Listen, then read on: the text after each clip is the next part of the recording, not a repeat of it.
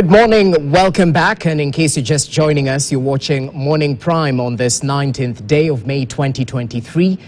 I hope you had a restful evening and you're ready to be informed about the latest news making headlines. As usual, we're evaluating the top stories in the dailies with my panelists right here with me. Kevin Osido is joining us, governance expert, Dr. Isaac Hassan, who's a governance expert, Kasim Tandaza, Member of Parliament Matuga, and Joseph Kioko, political analyst.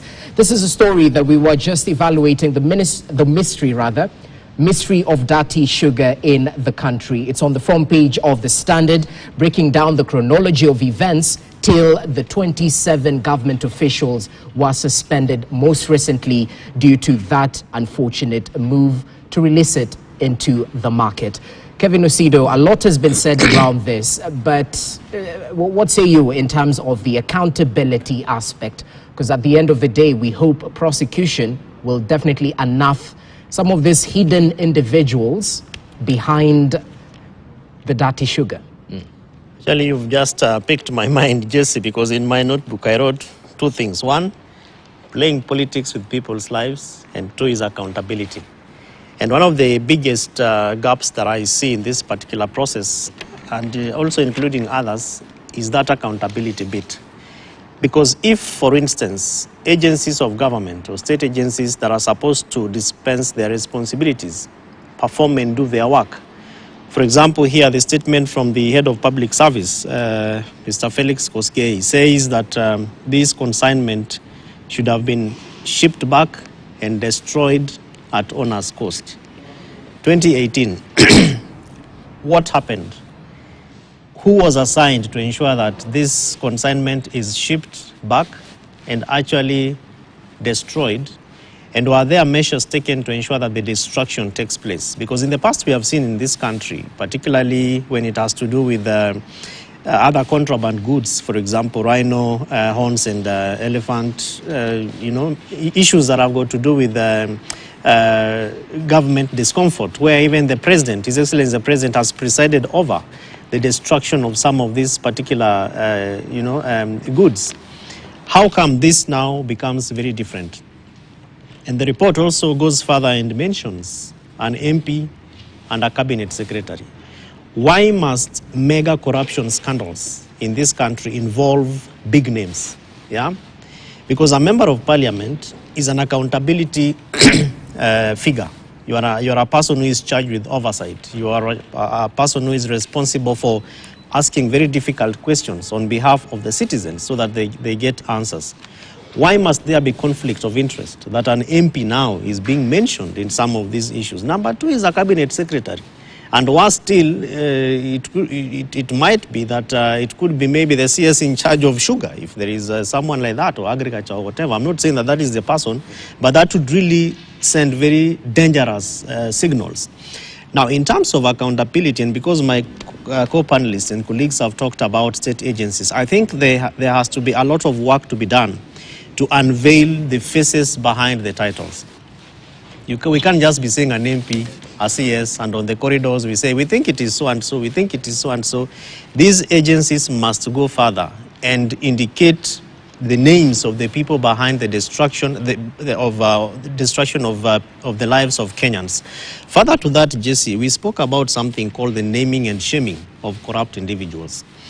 I think the president, in my view, because I've been one of those people who's been very heavy on him around corruption, and I'm happy that at least now President William Samoei Arap Ruto is treading the path of what we call goodwill within governance and war on graft. Yeah. But further to that, we need to establish what I would call, normally like we have a roll of honor for people who have done extraordinary things and have made very mega achievements. We need a roll of corruption, where people like now the MP and the CS that we are talking about in this particular process, people who lower our standards on accountability, their names can be carved nicely and then they are put somewhere.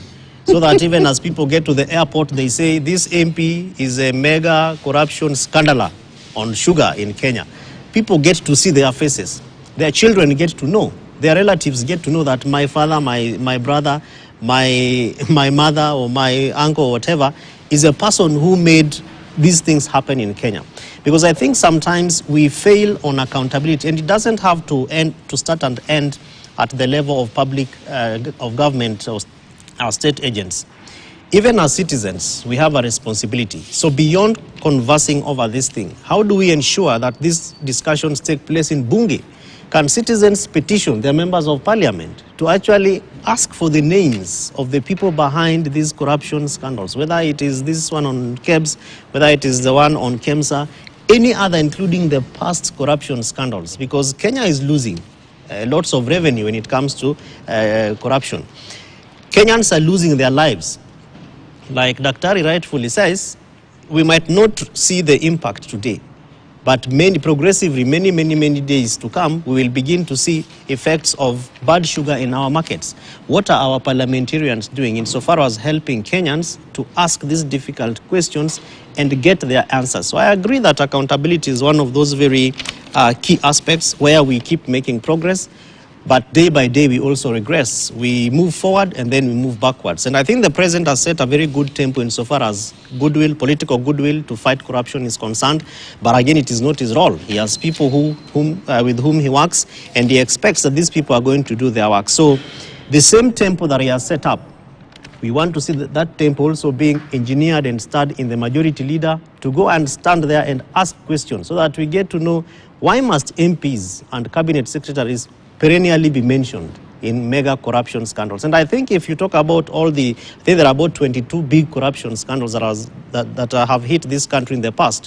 Why must there be big names? MPs, cabinet secretaries, and then we have this other small ship, if I could call them, or a small fish, like one Aaron Ringera referred to them when he was head of Ethics and Anti-Corruption Commission or Kenya Anti-Corruption Commission.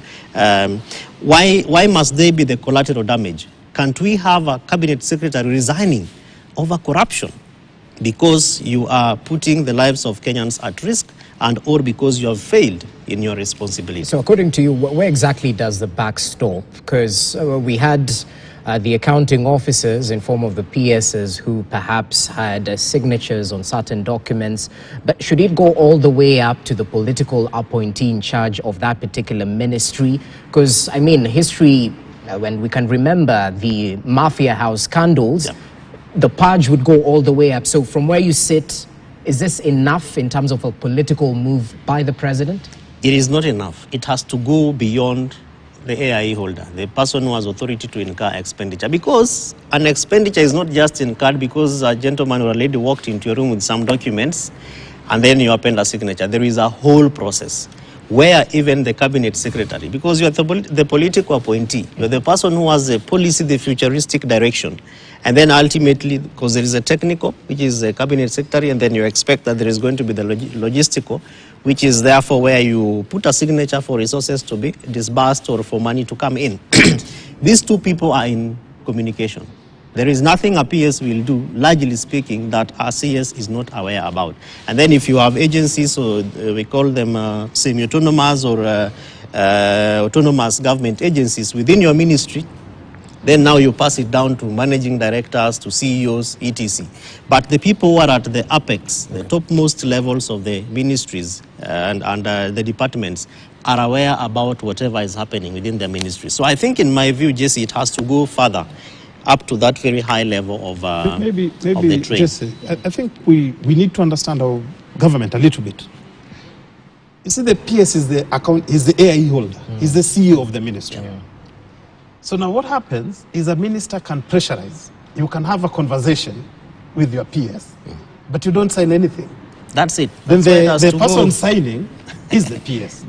So by the president going for the PS, in particular the PS, what has happened is that all PSs within ministry, within government, will be on high alert. Yeah. So if a PS gets to a position that he or she is not comfortable, he will take it to the minister and he'll tell the minister, kindly authorize this. So that the minister puts it in writing. The moment the minister puts it in writing, and he's been told this is not correct, so the minister countermands the PS, then the person who's authorized it is the minister. He takes. Now, in this particular KEMSA issue, if you look at the paperwork that we've seen on the CS is missing. The CS is missing. Yeah. The person whose authority is sought after and who gives authority to progress on these issues is the PS. Okay. So that kills it. So what I think, in truthfulness, it is going to get up to the level of ministers. I think it's going to get there. The moment the PSs understand that a criminal culpability is on me, but to avoid it, let me take it to the political appointee, who is the minister. If the minister says, go ahead, sign. So we are developing, I think the president has set a good tempo. I think that's fine for us as a country. But yes, there's expectation. We want bigger heads to roll. We want the name of a CS to roll. We must also appreciate that there's due process. We are a country of rule and law. We must not sacrifice somebody just because of whatever is being said. So we need to, and in this fight of corruption, we must also be cognizant of rule and law so that we don't make matters out of it. So speaking of rule and law, and as you come in, Kasim, it would be proper to perhaps get your view of the change of officers from the DPP to the NIS, because he raised an important issue. I mean, this change is happening and Parliament will approve or should approve. This change is happening at a time where there are so many questions left unanswered, including the KEMSA issue in 2020, where we didn't get definite answers onto who exactly, those shadowy figures that were involved, onto who exactly was involved. So in that particular move, with due process in mind, do you think it had political inclination or it was for the best of the country? You see, just before I come to that, I would want to say something on what Osido just said. Yes. And to me, it's a correction. I oversight a very small fund called NGCDF, a very small fund compared to the problems that is supposed to handle. Of course, if you have 1,000 bob and somebody says I have 500,000, then he has a lot of money. But it depends on the problem that's being supposed to handle. And of course, that money is also stolen, you see, by the people put in charge, the ones who go through the bursaries list, the ones who do the checks. Sometimes you realize, or a parent comes to complain that, look, my child's name appears here on the list, but when I went to school, there was no money. And then you realize could be it's the accounts assistant or whatever has done that. Now, has he done it with my consultation? Am I aware? Certainly no, I take action on that. I recommend action on that particular person. So it's not always that the CS or the head of state will know what is happening on those various departments. It's not always. It can happen, but what I wanted to correct that it can be that the CS was not aware, he's not aware. If there was a CS who was involved, certainly he's wrong, he should also be dismissed. And from the tempo that the president has said, I don't think there is a question of whether he'll be dismissed or not. It's probably a question of when the evidence, of course, is provided. But remember, these CSs, as our panelists have said here, they're also clever. The moment they know that you are now asking for their signature, and they know you've advised them again, they'll not also sign. So this thing literally will stop automatically. I don't think we'll have to fire 5 PSS or whatever. This has already set the way forward. Even but you know, corruption fights back, and we've heard of that, yeah? Yeah, but you know, sometimes what I think about the current president is that he's been through all that himself. He's been through all the cases of corruption. So this time around, sioni kama wana bahati hawa watu. I think their luck has run out now. Because what tricks are you going to play with him? Now, maybe to add, just a minute, Moshe, allow me to add this thing. Yeah. One of the challenges in new governments coming in is inheritance of previous deals, if I may use that word, because this is an inherited financial year. Sure. So the previous minister in that seat, there are certain approvals they had given before a new minister comes in.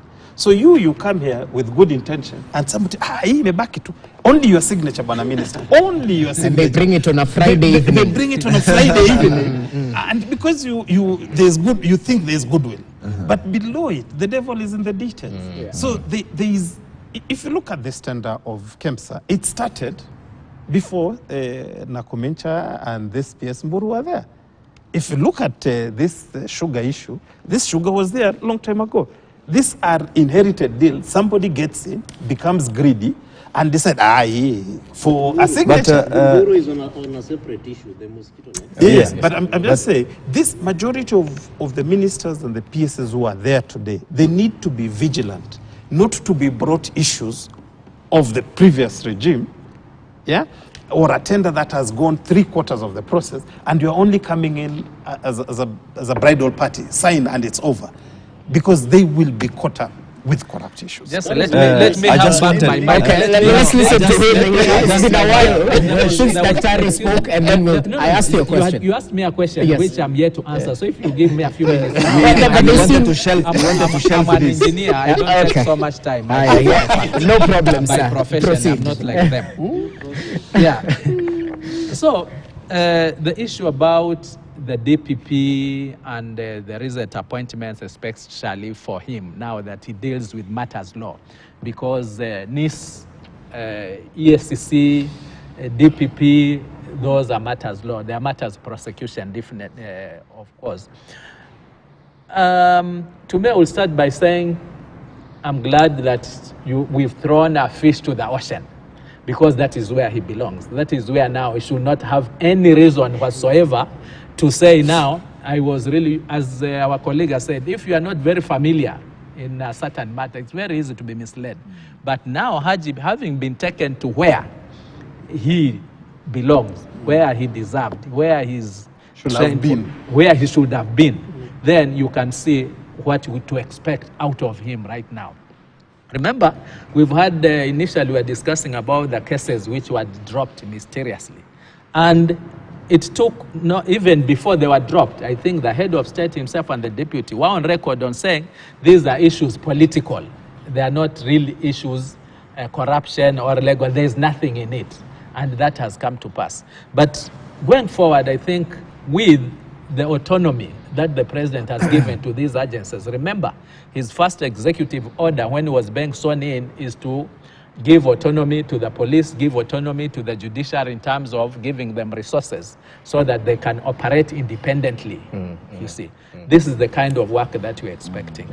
So going forward, just say, we're in the right trajectory. And to add on, just to finish with what Osido said, it might be very difficult to come with that role and shame given our current laws unless we relook at it. And I expect the lawyers out there are listening to it, because you cannot just name somebody. You will face so many legal suits. You will pay compensation to put somebody's name at the airport as is corrupt. But what we can do right now is to put the role of honor starting with the president. That he is on. Okay, engineer.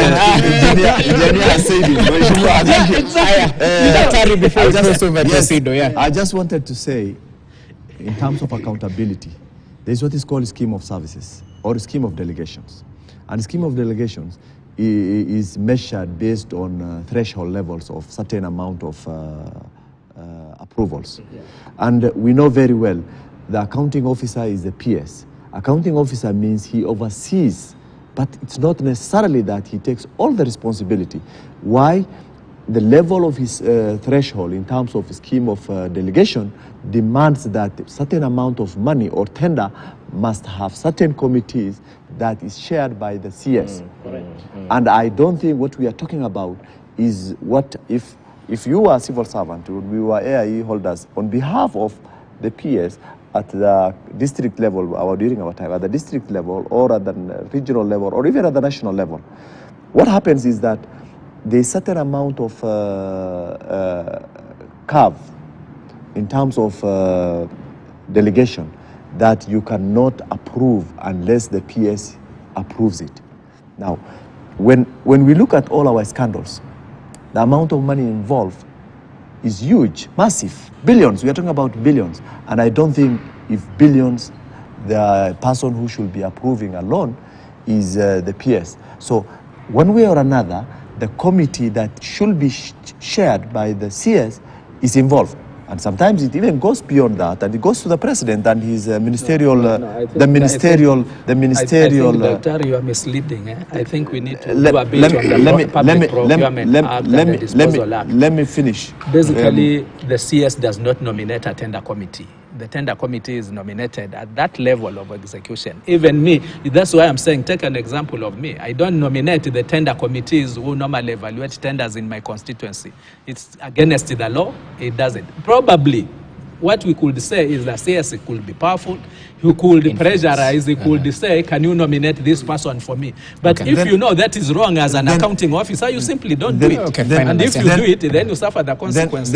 But the president, there is no role whatsoever of a president nominating tender member, committee members. There is in our laws. It is ministerial. I didn't talk even about at the ministerial level. I think Mheshimiwa, the way you have put it, is in normal situation where most of the businesses are being carried out in the ministries. But what I was trying to point out is that at one point we need a threshold level that will demand other people to jointly take accountability of what they are doing. If you just subject to the peers, what is the role of a CS now? Political? Because initially we used to be parliamentarians who are the CSs or the ministers. We have moved out of that, and our CSs are actually administrative. They are not politicians. They are supposed to be executing government business. Having just introduced the bill recently for them to come and answer some questions in parliament does not necessarily make them politicians. They are not representative of the people. They are representative of the executive. Government structure in terms of the AIE holder never changed. No, the AIE holder is the PS. The mood right now, I will inform Dr. is that actually it is to bring the CSS to be members of parliament. That is the mood right now. Okay. But that does not mean even if you're not in parliament, then you are not a politician. You know, even what happened last time, basically most of the CSS who are from the corporate world came the general election and they ran for a seat. That means even them, they were politicians. So here it is an issue of integrity, and integrity is actually within you. Thank you. Finally, on the issue of Nuruddin shift to NIS. I think Wakili has mentioned something very critical. What he said is that, or was it you? What he said is that, fine, we have taken him to where he belongs, and he never had any issue in terms of, he will not have any issue in terms of saying this work was too much for him, because that is where he knows and he can swim very well. But the point is, there are big cases that are still pending before him.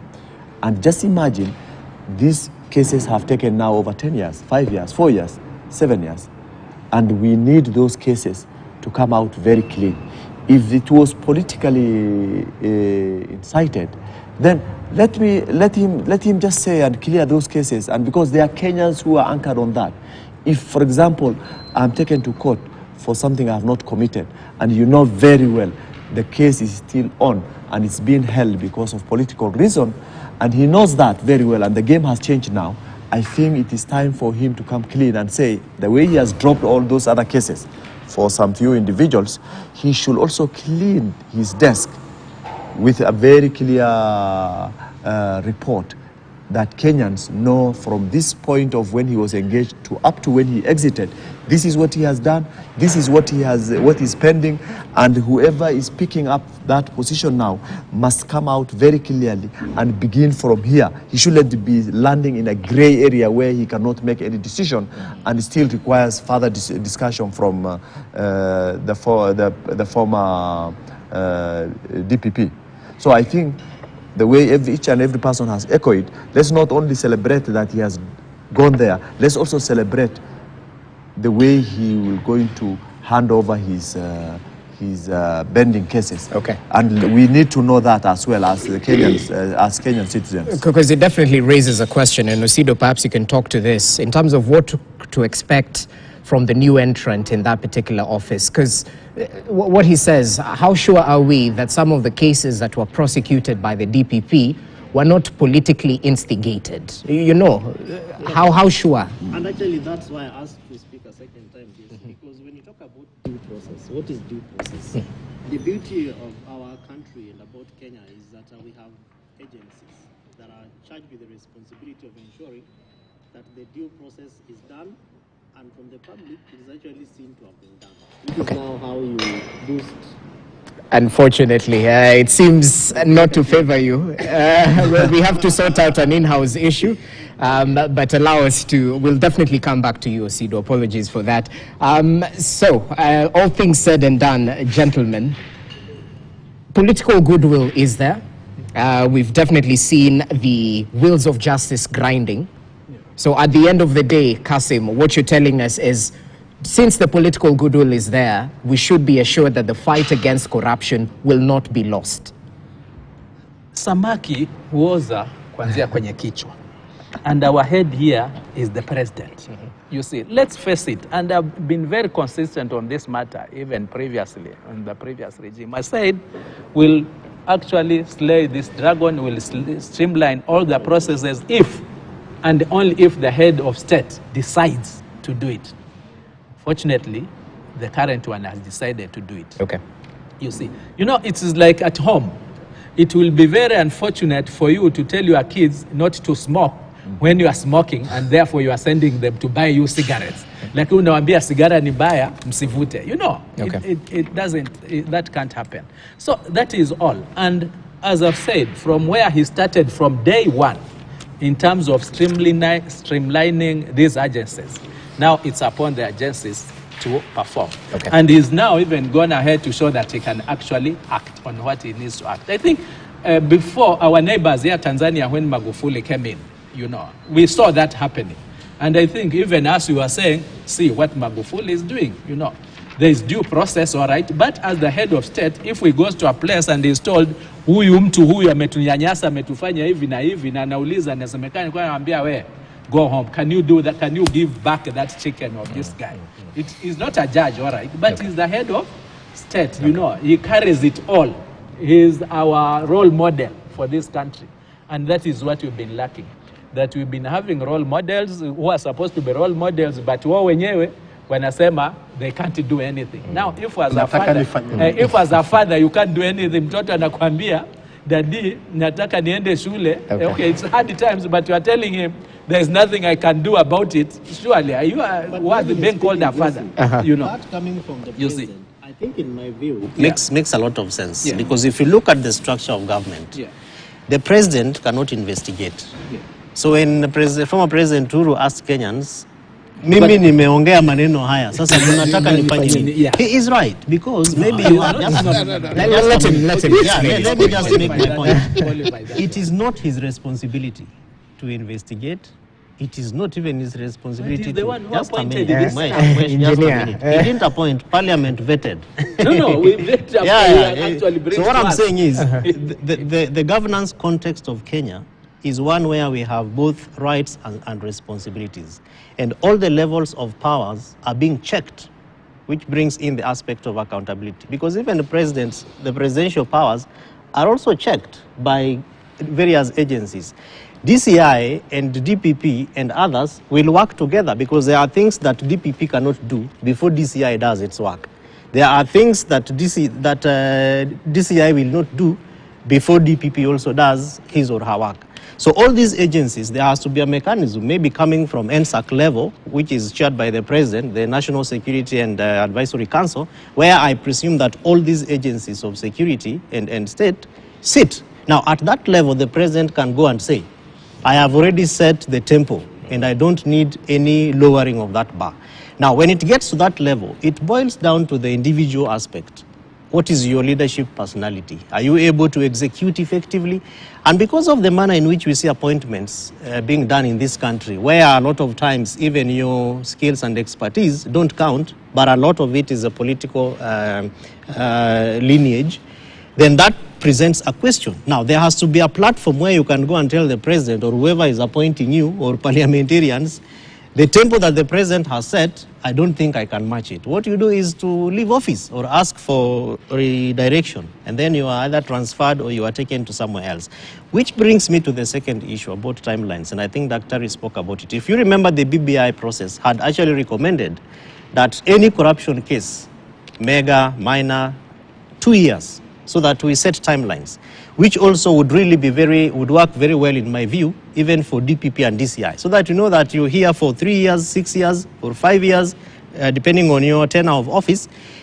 By that time, you'll have cleared this number of cases because the law expects you to be able to have dispensed them at that. And then finally, Jesse, is a feedback mechanism. We have not done very well as a country in terms of follow-up and feedback. So that, for example, we are discussing KEMSA and the sugar, bad sugar cases today, but this is more than 4 years ago.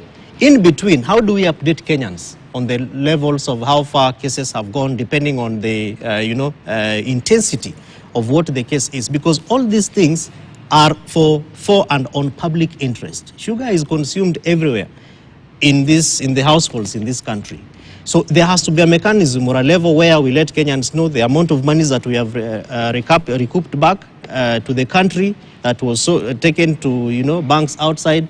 What have we used that money for? Is it a road that has been dug? Is it a school that has been constructed? Is it teachers that have been paid using that money? Because that is really benchmarking from other countries. Singapore does the same thing. South Africa does it the same way. Ghana, which is really celebrated in Africa, does a similar measure. Then finally is action that has been taken on corrupt public officers. Whether we need to change laws, Mheshimiwa, that is another discussion, but I think we have to set a tempo where then we say, these are the individuals that are being prosecuted for this number of cases, and we expect that these cases will take this number of days so that Kenyans are able to know. Otherwise, it would be very difficult, Jesse, to say that a lot of times we see corrupt public officers because of the monies that they have minted running for office. And when they get to the level of Chapter 6 and Article 10 national values, they get cleared. Yet we produce as civil society and other actors more than 78 names of people who are suspected of corruption. So I think there is a lot of conversations that we need to have to be able to push this discussion further, as opposed to just lamenting and then no action. Of course, the president has set that particular tempo, but I think it has to get beyond the presidential expectation to now get into the doability, the action bit. And the president has set people responsible to be able to push that action level. And as you come in, I'd like you to talk about, that mentality that it's our time to eat. Because I think it was a book by one Wrong who mentioned, highlighting some of the instances that played out during Moi's administration, and now Kibaki had come in and said, it's our time to eat. So even as we look at a headline that, key state jobs are for loyalists, how do we break down that thinking that ilikuwa time yao sasa ni sisi tuko hapa, we will look for ways to influence perhaps? How do we nip this at the bud? Is it due prosecution? Is it through political goodwill from where you sit? I think that's why what you've just said, Jesse, is where you must appreciate what the president did this week. Because this level of appointment, this PS in particular, as PS or all PSs, really not her particular case, so that we don't personalize it. But the PSs in government today are part of the major shareholders. They're the shareholders. They may not have been at the center of the shareholding, but they are at the periphery of the center of the shareholding. Before you get to Kevin, before you get to Kioko, before you get to Wafula. So now, this is a shareholder who has been removed. That's how big this sacking was all about. That the president did not sit and think about the political implication of removing a shareholder and a major shareholder that he had trust on. Now that is tempo. That in itself, you can't fault the president at that particular point. It means all other people, even the ones that the deputy president is saying, well, they will get the jobs first. Yes, they will get the jobs first, but they're also going to be the first ones to be sacked. Because the president is saying there are no sacred cows in this fight against corruption. So that you can't take that feather off the president's hat. Now, there are certain issues that also need to be followed up. The question of judiciary, which Kevin has talked about, you don't set time for the judiciary. You empower the judiciary to be effective in execution of mandate. That I am a PS, my case should not be handled faster than an ordinary Mama Boga there whose land is being stolen and the case has dragged on for 10 years. But you want to clear my name today, or you want to clear Mheshimiwa Tandaza's name today, so you set up a special case for him, or no. You must empower the judiciary so that first, the personnel in the judiciary, accessibility to justice, and therefore delivery of justice is timely and efficient. Justice delayed is justice denied. For all Kenyans. So in the matters of the judicial reform, it's not what is contained in the BBI. Some pronouncements that the president is saying are welcome. When you're saying you're going to build court infrastructure of judiciary, if each county today has a court of appeal infrastructure, if each county today has high courts that can easily listen to all the divisions of matters, civil, commercial, criminal, and all that, it means somebody in Makueni does not have to pursue his matter in Nairobi. Somebody in Kinango does not have to come to Nairobi for a court of appeal issue, because you can have a court of appeal central. When you have the judiciary well performed and manned, then it means our delivery of justice moves from the traditional 5 years to maybe 1 year. It means cases of corruptions are dealt with quickly, so that if you are named, just the naming of it, because when you're given this position of authority, you must be as clean as Caesar's wife. That's a mantra. So if somebody suspects you, you need to step out knowing that in 1 year or so, my matter will be resolved. It helps in the fight against corruption. So I think we must get there. The president's pronouncements, which we will hold him to account, I believe will take us there. Thirdly, which is critical, people think that in Kenya, cabinet secretaries are the most powerful people in the ministry. But the truth of the matter is that there's a person called principal secretary. The PS is the most powerful person who is vested with legislative legal instruments to run. Yeah, the PS is the most powerful person with legislative, and PSs are not known. Today, if you go to a function and people see a minister, that bendera, they run to the minister. The PS can come and sit with the Watus.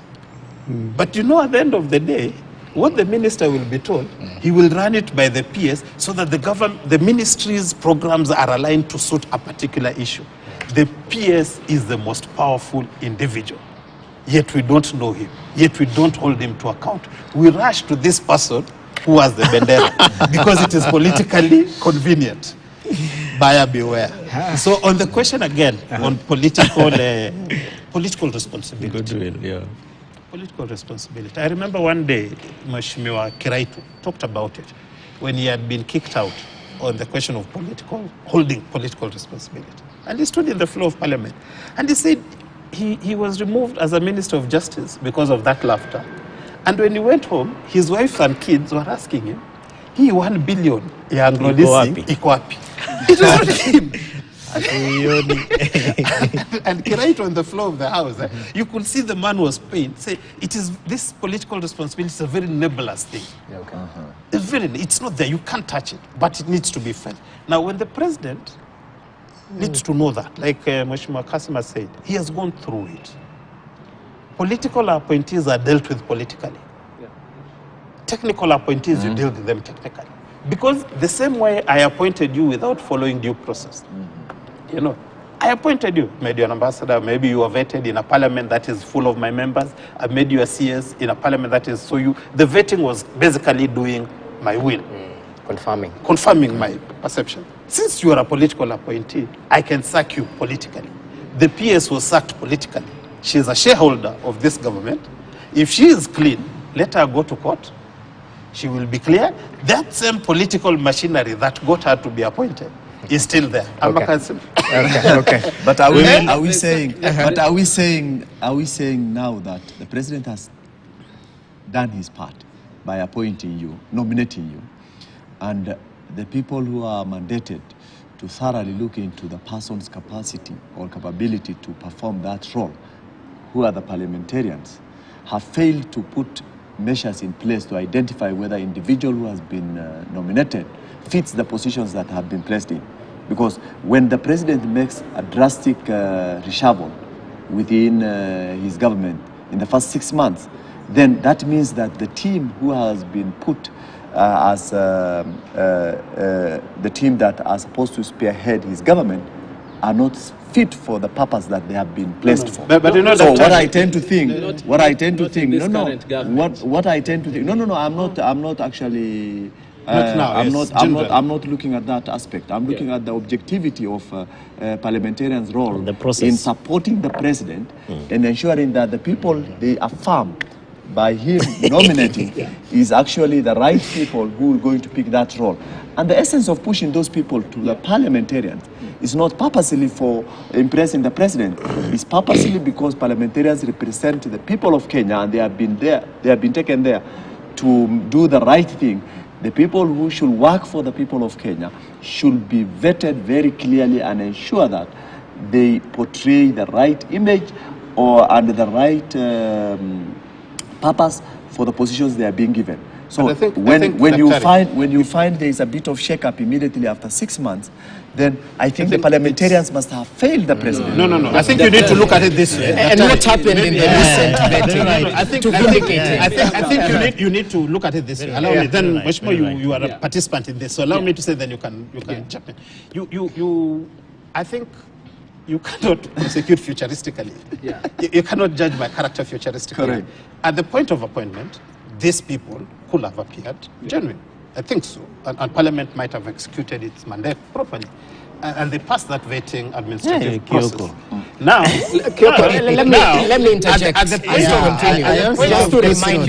Just to remind you of the vetting process we saw with this batch of cabinet secretaries. Where the committee sort of raised the flag on a couple of individuals, citizens submitted but on the floor of the House. You see, the issue. I'm better placed to actually put this into perspective, Kioko and Daktari. One, so far, you don't fix it when it's not broken. The nominees that are given, and I think up to the last one of the Ogola, the CDF. I think the president put it very clearly that, look, if I was to look at politics or what people are saying, I would not have brought this gentleman as the CJS here. But I looked at his credentials, you see. Even as a person, he even harmed me. He attempted to harm me as a person. But again, looked at his credentials. You sometimes look at the environment that was existing that time. You know, as the chief of defense forces, your next boss is the president. And you know, there's that chain of command. I have not been to the military, but I think I'm getting it right. So, but you see, look at his credentials. So for that kind of appointment, why should you fault it? Now, when it comes to vetting, if there are also other subjective rules when it comes to vetting that determine who becomes the next CDF? What is because there are rules like the David Tonje rules that within military structures would clearly indicate who becomes the next. That one was also followed because it rotates, and the one who was the vice, so and with his credentials, you see. So, but he was, again, as a president, if he wanted, he would have not nominated him, he would have retired him. There are cases where one was given an ambassadorial job just before, so that it creates a vacancy and life goes on. So, anyway, for our vetting process, Daktari and Osido, one, we normally give a notice to the public to bring in petitions, you see. I can tell you, I've sat in those vetting panels in the committees that I sit. And you find somebody brings a petition, it's a matter in court, it has not been decided. What does the law say? You're innocent until proven guilty. So would we really say, because now your petition is, and somebody brings a petition that this guy took a land of a certain family somewhere, and it's not even in a court of law, it is not in a tribunal, it is not with the NLC, what do you do with that petition, you see? So those are the situations that we find ourselves in.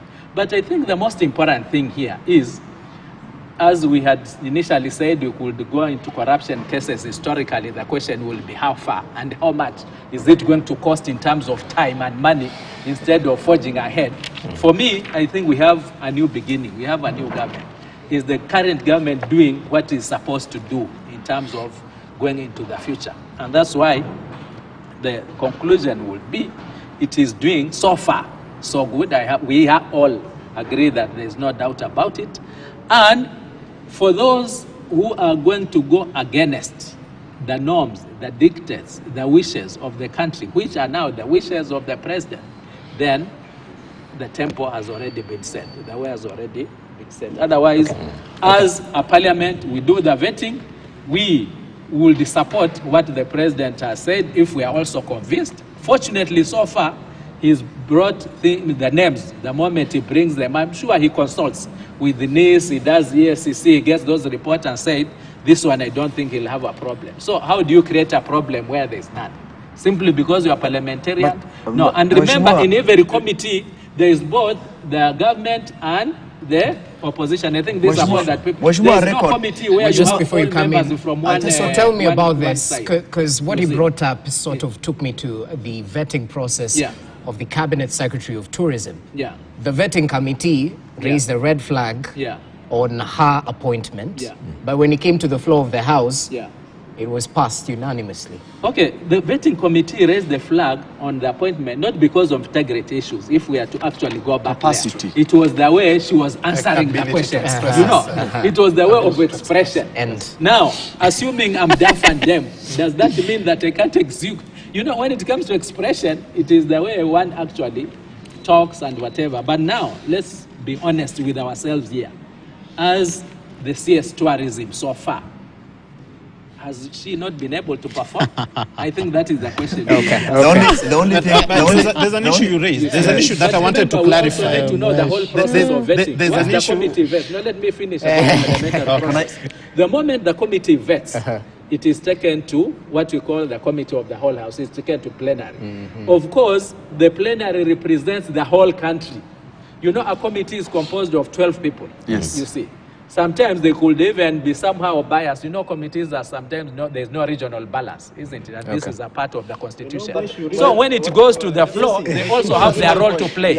They also have their role to play. Okay. Take that role and say the committee. Let's hear from Daktari now briefly. you're going against our president, because the president in Pan-African Parliament said that there is no need of having 600 or 150 presidents to go and attend to discuss issues of Africa and come up with a result other than photo sessions. You remember that? Yes. And now, the reason as to why I'm now, in reference to now what you have just mentioned in Parliament, is that the reason as to why we had 12-member panelists is to, about 20, whatever it is, but a smaller number, is to have a concentration in terms of, you know, interview is looking at the inside of the person and his capacity to explore what potentials this particular person has in order to deliver in that particular role that he's been assigned to.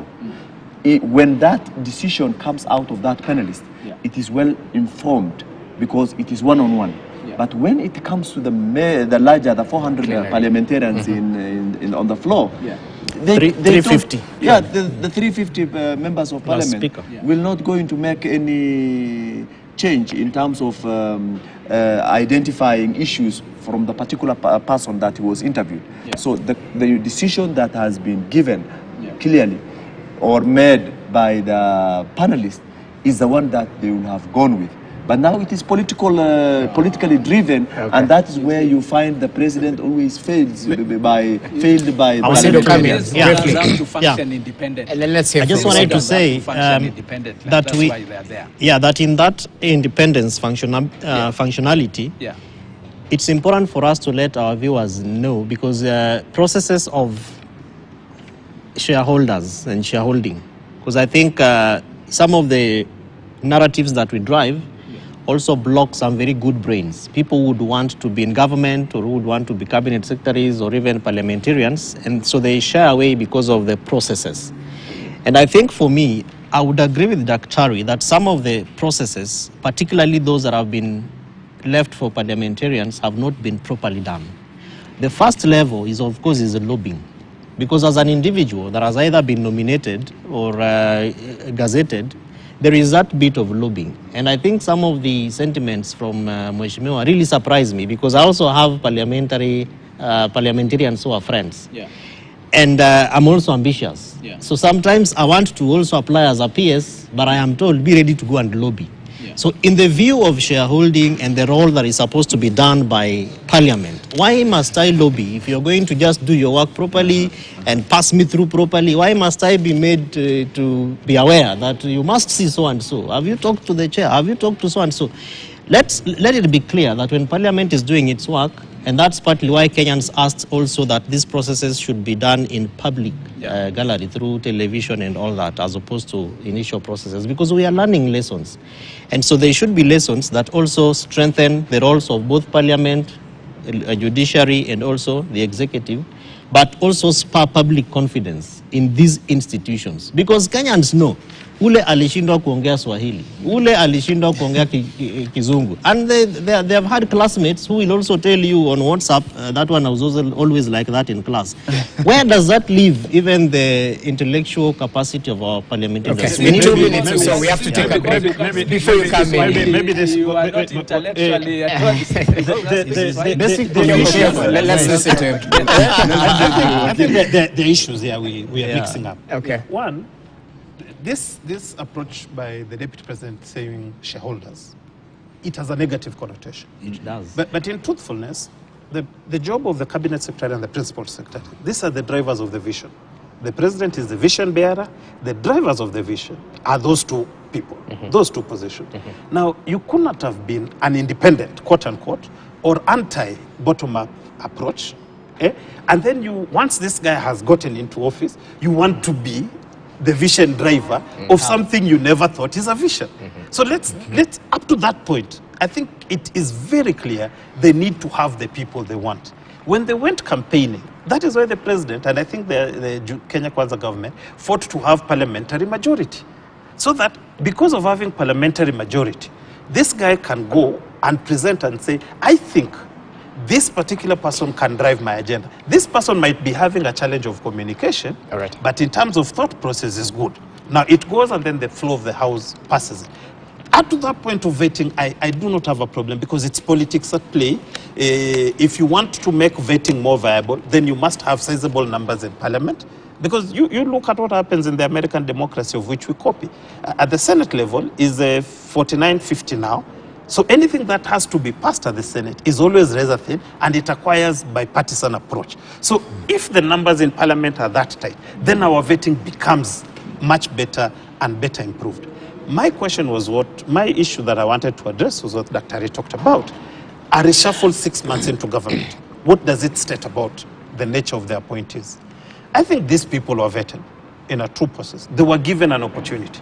What they did with that opportunity, is what is now in doubt.